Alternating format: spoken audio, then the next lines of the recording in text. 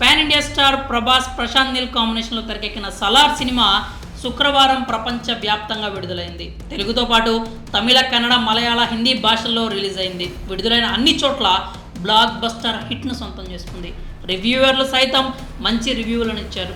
ఇక ఈ సినిమా మొదటి రోజు 150 కోట్ల రూపాయల వసూలు సాధిస్తుందని సినీ విశ్లేషకులు అభిప్రాయపడ్డారు. అయితే సలార్ వారి అంచనాలను తారుమారు చేసింది.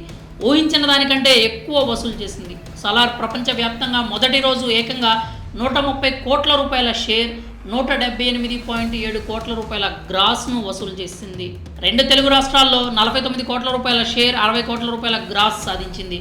నైజాం 22.55 కోట్లు, సీడెడ్లో 6.45 కోట్లు, ఉత్తరాంధ్రలో 4.7 కోట్లు, ఈస్ట్లో 3.5 కోట్లు, వెస్ట్ 3.1 క్రోస్, గుంటూరులో 4 కోట్లు, కృష్ణా 2 కోట్లు, నెల్లూరు 2 కోట్లుగా కలెక్ట్ చేసినట్లు చెప్తున్నారు. సలార్ సినిమా ఏం చేసినా అదే రికార్డ్ అయిపోతుంది. మొదట ప్రేక్షకుల ముందుకు వచ్చిన టీజర్ నుంచి సలార్ వేట మొదలైంది.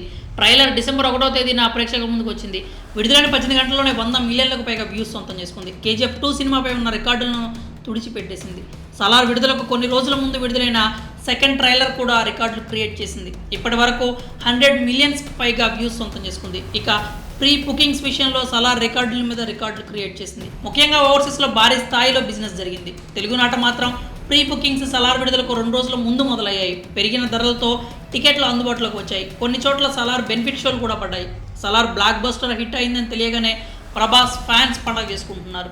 5 ఏళ్ల ఎదురుచూపులకు భారీ బహుమానం దక్కిందని సంతోషించారు. ఇక సలార్ సినిమాకు డంకీ పోటీ వస్తుందని అందరూ భావించారు.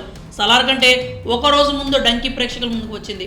అయితే సినిమా బాగున్నా సలార్ దెబ్బకు డంకీ డమాలంది. ఇప్పుడు నార్త్లో కూడా సలార్ హవానే నడుస్తుంది. డంకీ సినిమా తీసేసి సలార్ సినిమాలు వేస్తున్నారు. మరి Salaar movie first day record collections వసూలు చేయడంపై మీ అభిప్రాయాలు ఏంటో కామెంట్స్ రూపంలో తెలియజేయండి.